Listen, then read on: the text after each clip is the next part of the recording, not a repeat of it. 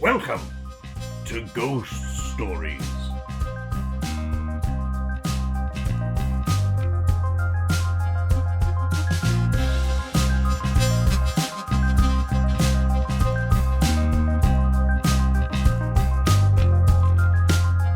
Join me, your host, Arthur Q. Mansley, and my delightful intern, Beth, Hello. as we delve into the intricacies of ghouls, ghosts, goblins, and everything in between, discussing their nature, their personality, their tactics, their flavors. Tactics and flavors? What? There's much to discuss in the cryptid world, Beth. Okay.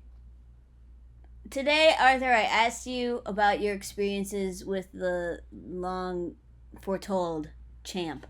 Ah, yes, Champ. What is champ? Champ is it's a displaced creature, we'll say.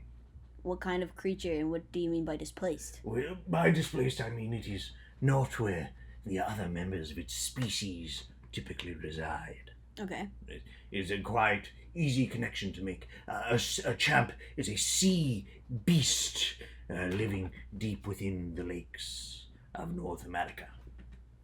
Yes, but it is a lonely creature, displaced from its distant. By distance, distant. Like in terms of In terms of distance. like miles or kilometers? Yes. Okay. Yes, many miles and or kilometers away. Not like distant as in like relative as in like years between generations. Yes, distant as in location, distant relative. The one and only Loch Ness Monster. Oh, Beth, it's one of my favorites. The Loch Ness Monster or champ? The Loch Ness Monster and by connection, Champ, yes. Have you met the Loch Ness Monster? No, I have not, but I have encountered Champ before. Is the Loch Ness Monster elusive even to you? Oh, yes, it is often considered a holy grail of the cryptid hunting community. I thought you were interviewing them, not hunting them. You must hunt them down to interview them. You mean hunt as in like seek out? Beth, let's be brutally honest here. The cryptid community is rather narrow, right? Yes. There are a few who dare delve into the mystic and into the ethereal, ephemeral, as deeply as I do, right? Right. So there is much overlap in the cryptid community. There are the paranormal interviewers, of course, but then there are the paranormal hunters. There to slay the beasts and put their heads on pikes and collect bounties and such. Very, very evil, dastardly things, and very unscientific, you ask me. So they're like they're the anti-interviewer, like it's our arch Correct. nemesis. But because they're also involved in the cryptid community and it's so small, there is some necessary communication between the two sects, we'll call them. Yes. That's unfortunate if we have to interact with our arch nemesis all of the Well, time. it's a professional discourse, you know. It's like a butcher talking with a PETA activist. They both work with pigs. That's an interesting comparison. I don't know if I would have said that. It's very apt, I would say. Except instead of pigs, we have cryptids and creatures. Anyway, Champ. Where does Champ reside? He resides within the lakes of Northern America. Champ goes by he. It typically is referred to as a he. Yes. Have you talked to Champ? Oh, I've encountered Champ, yes. Were you able to communicate? Well, Beth, you know, as I'm sure you will know, I am an avid fisherman. Oh, I thought you were... Quite the angler, Beth. That is me. Do you even have a boat? You do not require a boat to fish, Beth.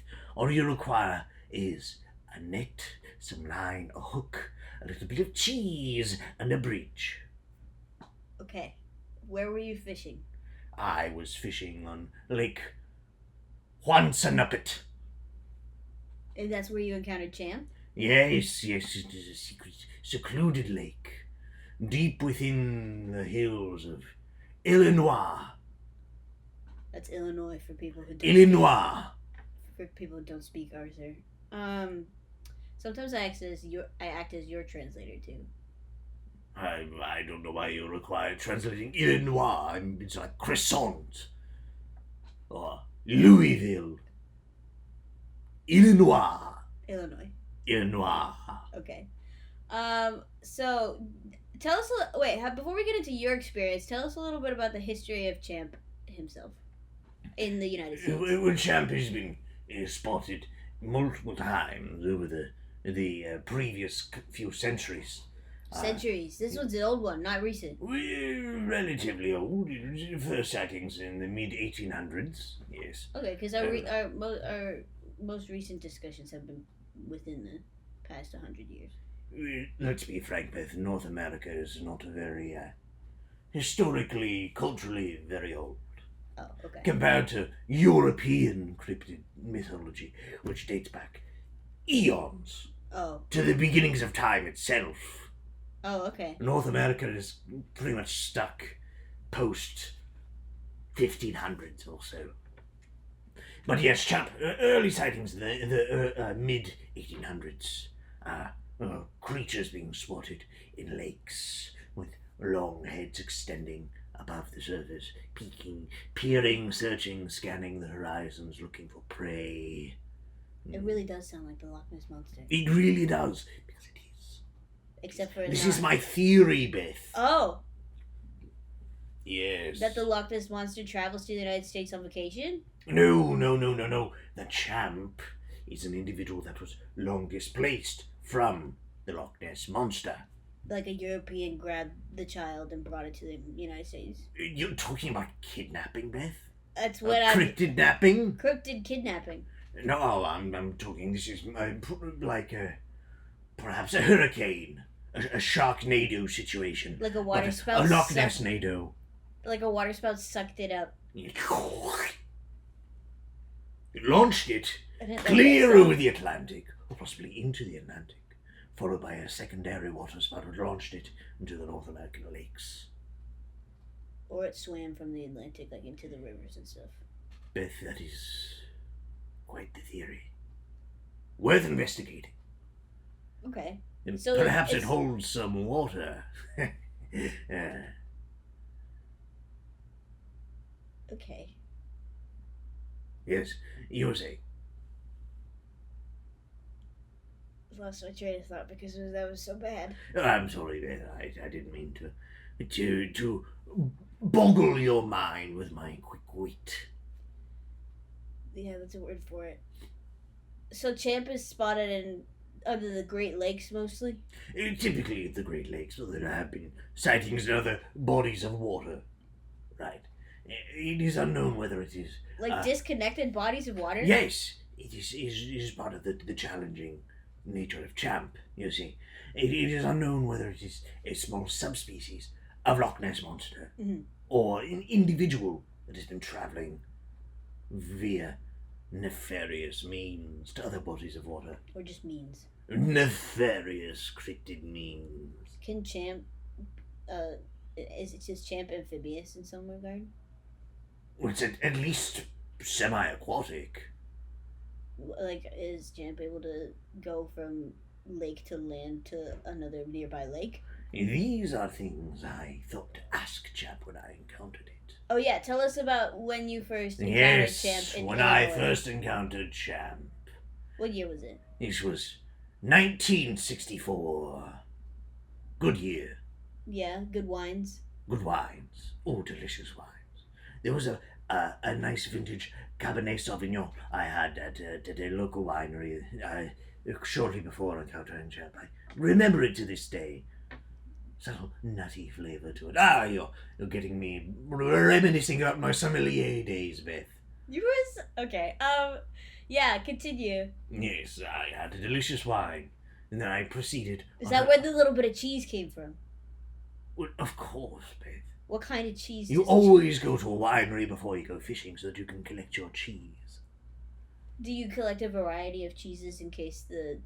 Yes, 2 varieties. Which kinds? Cheese for me and cheese for the fish. Okay.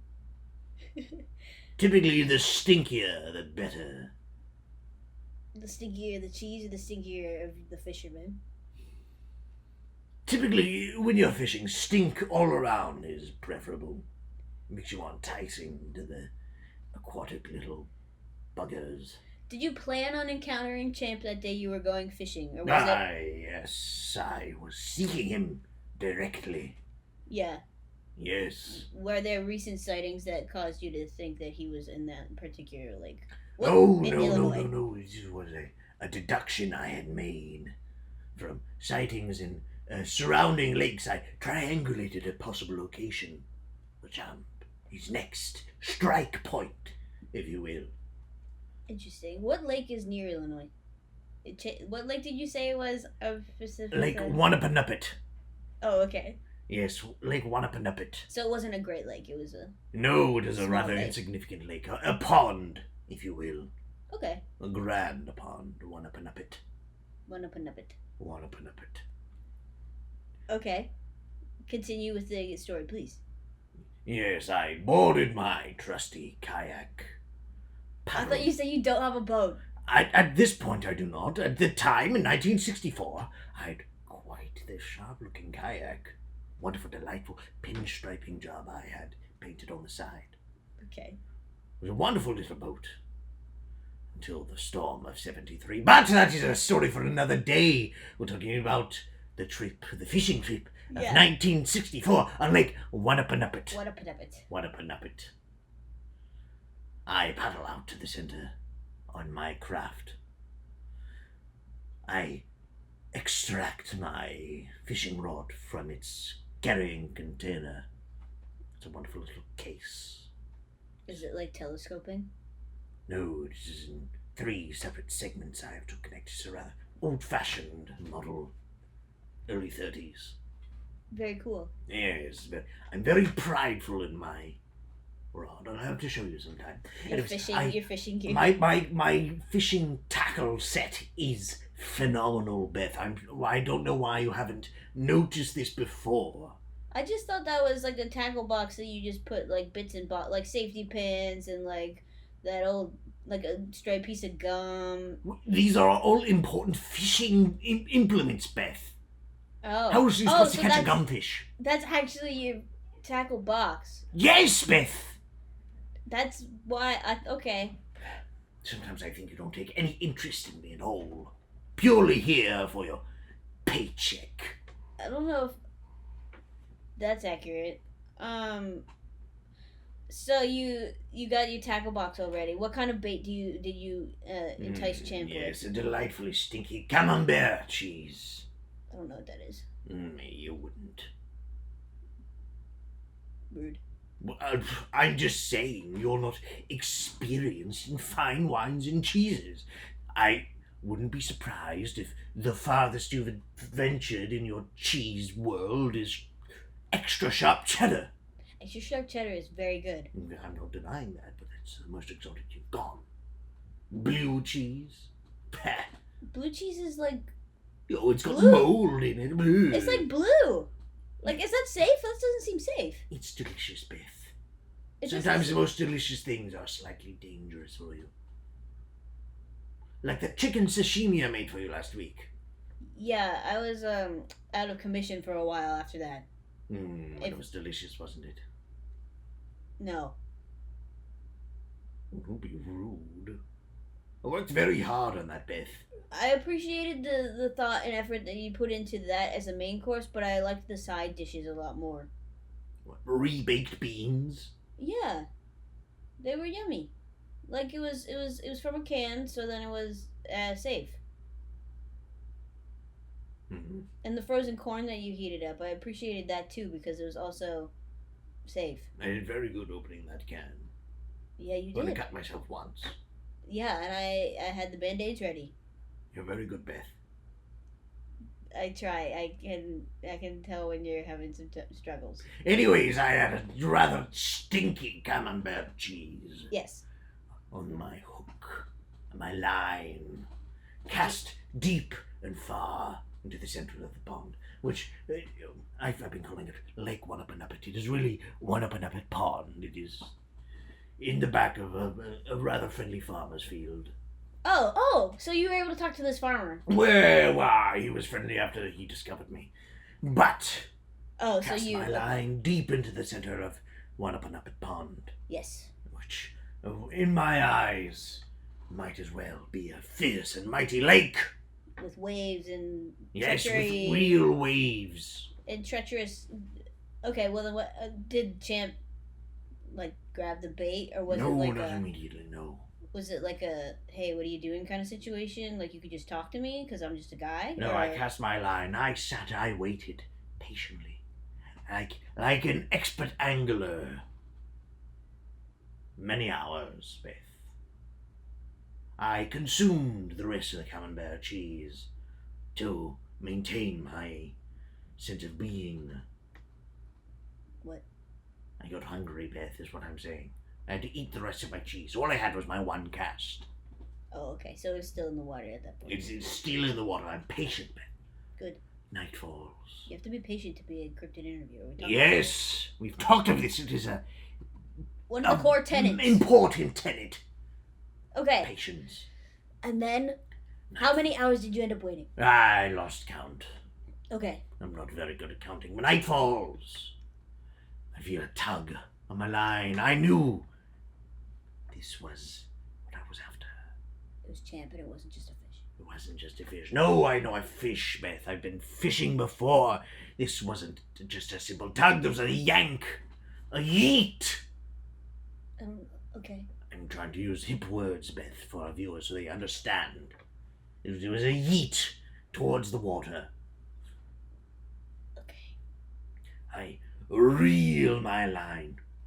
Yanking, tugging. Oh, this was quite the fight, Beth. This was, might I say, an angler's master catch. Ooh. Yes. I yank and I pull. Ooh, heave and pull. And other synonyms for pull. When yeeting upon my boat. I don't know if that's also the right word. Yeah, hucking, yanking, yoinking this beast from the water into my kayak. It was about the size of a small horse, Beth. And it fit on a kayak? I had a very large kayak. It was very nice, the very fine pinstripe. And the line that you put on your fishing rod did not break? Oh, no, Beth, I'm a master angler. Okay. Yes, I spent the time tiring out the beast, reeling it in, painful inch by painful inch, before yanky yoink yeeting it into my craft. Can you please stop saying yeet? Is it? Oh, Beth, is that a swear? Have I been swearing? It's not a swear. I've been trying my hardest not to swear, Beth. You have to tell me if it's a swear. It's not a swear, but it's just you're just not using it correctly. Oh, and I don't Beth. want to have to explain that to you right now. This is what I get for trying to be hip. So the Champ was just the size of a horse. I thought Champ would be bigger. You would think. No, it was a rather small creature. Were you able to hug him? Oh, that would have been a good idea. No, I didn't think of it in the time. You were just excited that you saw Champ. No, I was more excited to get my cheese back. Oh, so he didn't eat it? Well, I was hoping he hadn't. Wait, I have a question for, like... Yes. Ethics purposes. Was my favorite. Was there a hook in Champ's mouth, or was it, like, kind of... Yes, there was a hook in his mouth. That's how fishing works, Beth. Were you able to remove it safely? I had to remove it, yes. Was he okay? Yeah, he was okay. He only ate half of the cheese, so I was able to recover some of it. It was delicious. Oh. It's concerning. But yes, I had hooked the Champ, landed him in my craft. Did he sit up and just be like, "Yo, what's up"? Or well, how did that conversation go? Because well, I feel like here's the thing, Beth. On the cryptid world, in the cryptid world, there is a scale of cryptids, and that scale ranges from intelligent to bestial, right? And then there's a separate lower scale that's for extraterrestrials. Extraterrestrials are not on the scale. Extraterrestrials are not cryptids, Beth. We've been over this. Well, yeah, that's why. Okay. We had an entire lesson on this, Beth. Right. Extraterrestrials are extra trash terrestrial.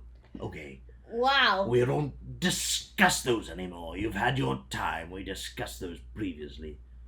Okay. So was Champ intelligent or less It is intelligent? more bestial. No, it is more of a monster, a creature. I hate using the word dinosaur. Really? Yes. How old is Champ? Oh, well, Champ, I assume is a younger specimen due to its size. Okay, yeah. But it was very akin to a dinosaur in its physiology. Like... It's very similar to the dinosaurs I was observed previously, at least. So Champ did have a long neck, sighted. That was really its only defining feature. Was its massively long neck. What else did it look like? Like a blob? Well, it kind of just had like a, ovoid body, front fins, back fins, a bit of a tail. Oh, fins. Oh, yeah, it's an aquatic creature, Beth. Well, I wasn't sure if it would also have, legs. No. Its fins had those little claws near the ends. For scratching and scrabbling at things, or perhaps for fighting, or mating. Or fighting. Yes. I didn't ask. Well, I asked it many questions, but most of its responses were bestial grunts and roars. So what were you able to glean from observation then? Well, observation was kind of key here. Its neck. Well, like I said, it was its main defining feature. Yeah. Easily 70% of its body length was neck. Oh. Yes, it was impressively neck. Did you give it a necklace? I'm sure it would have appreciated it. Yes, it would have been a fine decoration upon such a fine neck. Or rather uniform in length. Which gave it a very strange appearance. Almost like a living pencil in some ways. If the pencil was a greyish-green colour. And also a dinosaur living. And also a dinosaur living deep within Whatapanuppet Pond. Whatapanuppet. Yes. Okay. What else did you glean from this observation? Besides the long neck aspect, did you get any information on tactics, like you mentioned, or flavors that they... Well, it kept attempting to wrap its neck around me. I wasn't sure if this was a combat tactic. Or like friendly. Or a breeding tactic. Okay, please stop. Well, this is things you have to be wary of, Beth. Well, you're like a person. Yes, I'm a person, but like I said, the scale of intelligent to bestial was very bestial. Right. I'm not sure if it had the intelligence to determine. Like, I'm sure you've seen dogs. We don't need to... Okay, continuing. Sometimes they get really friendly with their pillows or lamb chop toys or whatever. I'm just saying, I didn't want that to happen to me with this fearsome aquatic creature. Well, what if it was just hugging you because he knew that you were a friend?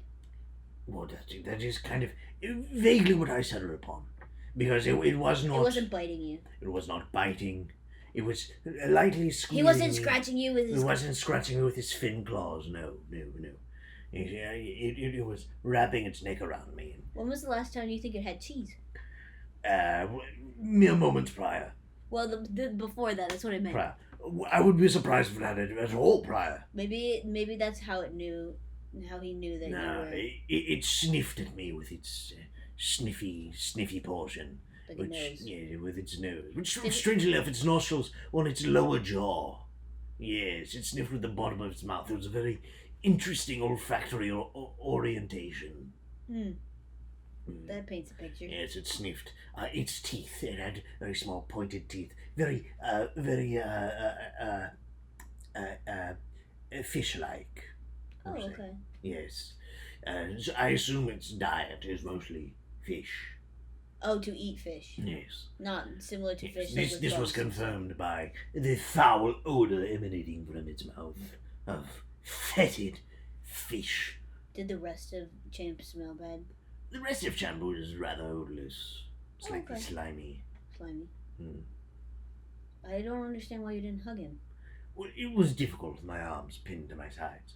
Why was Champ sitting on top of you? No, with his neck. Oh, right, with hugging. But much like a boa constrictor. Have you encountered a boa constrictor before? Many times, Beth, many times.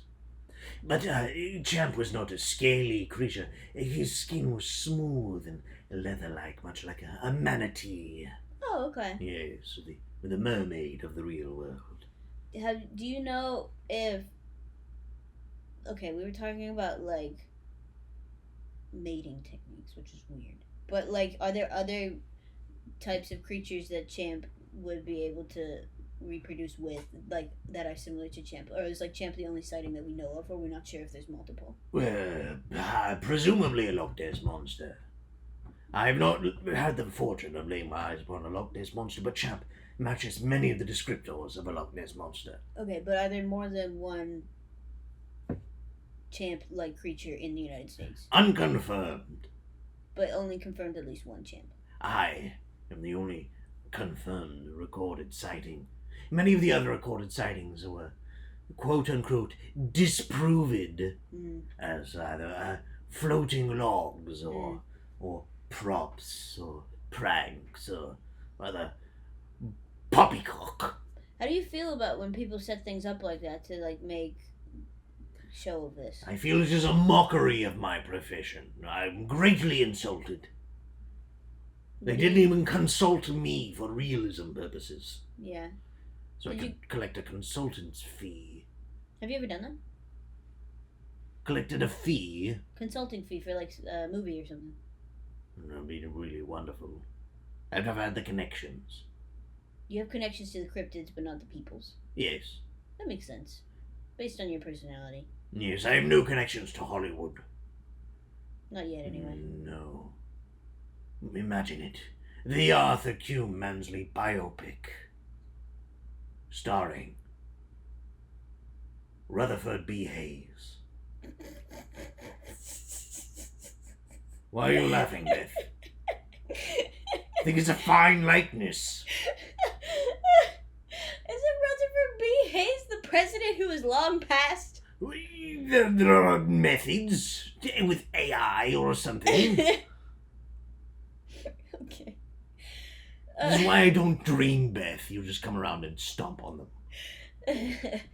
Okay, tell me the rest of the interaction with Champ and how you parted ways. Did you part ways friendly, amicably? He wrapped his neck around me and hugged me, cuddled me for a while. It was rather nice. I dozed off for a few moments, actually. Oh, you guys took a nap together. Yes, it was rather nice. He licked me with his tongue. Rather long, forked. Yeah, what does the tongue look like? Very long, forked like a serpent's tongue. Ooh. Yes, he was tasting me all over. Rough, kind of in between a dog tongue and cat tongue texture. Okay. Yes. He slobbered all over me. It was very Slimy. exfoliating. Oh. Yes. If I were entrepreneurial, I would have bottled up some Champ saliva. What samples did you take? I took no samples. No, I took nothing with me. I was expecting for an interview. Mm-hmm. So I had my notepad and a pencil to record conversational notes. Mm-hmm. There was nothing to record because he just barked at me. So you weren't sure at the time where that Champ would be conversational or bestial? I was assuming conversational with a name like Champ. You know, I assumed he was a champion at something. Who named Champ? I don't know, Beth. He's just always been referred to as Champ. The Champ. Because Loch Ness Monster makes sense, because, like, that's describing the place where the monster is seen. Champ seems very traveled. Yes, you would assume that he was a champion in something. He had competed in something. Maybe he's champion in travel. Perhaps he's champion in travel. Did you take a picture with Champ? No, you just had your paper and... Yes, I only had that. Sorry, Beth. I think you just might have cracked the case here. Maybe Champ is a champion in travel. He is a Loch Ness monster. Just very well traveled. Beth, I might have to write a paper on this. Have you written papers before? I've written many papers, Beth. Have you ever had them published? What? Published. Do you just write them and you read them to yourself? Well, yes, I'm writing papers. That's the important part. Then when I die, people will discover them and know I'm a great genius. Why don't you just try to spread your genius while you're still alive, so then people can pay you consulting fees? Last time I tried to spread my genius, I was arrested. My Johnny Law! Did Johnny Law interfere in this interaction with Champ? No, I was quite isolated. The only one who interfered was the farmer, who ended up being quite friendly. That's good. Was it afterwards? Yes, I made quite a commotion releasing Champ. Yeah, why? Well, after Champ and I hugged, he noticed I had quite a nice bottle of Cabernet Sauvignon. So I might or might not have split some wine with Champ, the lake monster. You don't know. I mean, we're assuming Champ is centuries-year-old, but you don't know what the legal drinking age is for Loch Ness Monster types. All I'm saying is Champ knows how to party. You do talk about partying. Maybe he's the Champ of party. I'm gonna scratch that from the record. He may be bestial, but boy, can he belt it out in karaoke. Did you even know what kind of words he was saying? No, it was mostly like barks, but they were very on key. That's good. He's a big fan of Cher. A lot of commonalities in that. Cher's just cross. Well, everybody loves Cher, Beth. Yeah. So then, Champ, how did you part ways? We were singing Cher tunes. Right. If I could turn back time, you know, that type of thing. Okay, please stop. And, well, that's what the farmer said. He came out with a flashlight, shining it upon the lake, shining the beam of light. The light scared Champ away. Champ splooshed into the water of Wannapanuppet Pond. Wannapanuppet.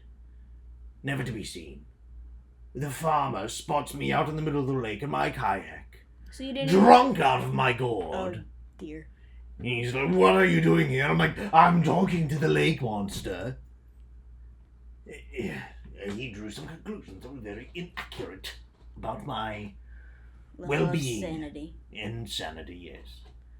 Did you just paddle away? Did he press charges? He pressed me into the ground. Did you... Oh, so you... Okay. There was a scuffle. So at that point you had approached the shore. I did return to shore on my kayak with a delightful pinstripe. Yeah, we know about the pinstripe. Well, I'm just saying, it's a delightful pinstripe. It seems like you really missed Until the storm of 73! But yes, it was a delightful kayak trip back to the shore. Why do you say that the farmer was very friendly if there was a scuffle? Well, because after the scuffle, and I just explained myself, my position as a cryptid interviewer out on the lake, sharing some wine with a monster. He very kindly called some very nice people. Johnny Law. Not Johnny Law. I was taken to a very nice facility for a few months. Well, you know what? That's unfortunate that you didn't get to say a proper goodbye to Champ. Because he got scared away. Oh, I'm sure Champ remembers me as much as I remember him. Gave him the night of his life, I'm sure. It was a delightful wine. Someday maybe you'll tell us the rest of the not Johnny Law story or the story of 1973. Ah, the great storm of 73. But not right now. But not right now, no. For I have told you all I know of. Champ, the sea monster, lake monster, pond monster. Wannapanuppet. Okay. Is there anything that you wish to tell viewers who seek to seek Champ? Dear viewers, those of you who dare to seek out Champ, don't forget to bring camembert cheese and a very nice Cabernet Sauvignon. Preferably 1964. Preferably 1964 earlier, because Champ knows how to get down. Oh boy. That's Still all have a for headache every now and then from that night. What? What? What did you say? Just a lingering hangover. That's all the time we have. This has been Ghost Stories. This has been Ghost Stories. Thank you for listening. Join us again next time. You're wild. I am Arthur Q. Mansley. Of course, I'm wild. Also, email us. Email me at arthurmansley.com. No, arthurmansley@gmail.com. arthurmansley.com @gmail. That's what you did. You set it up. I thought it was email.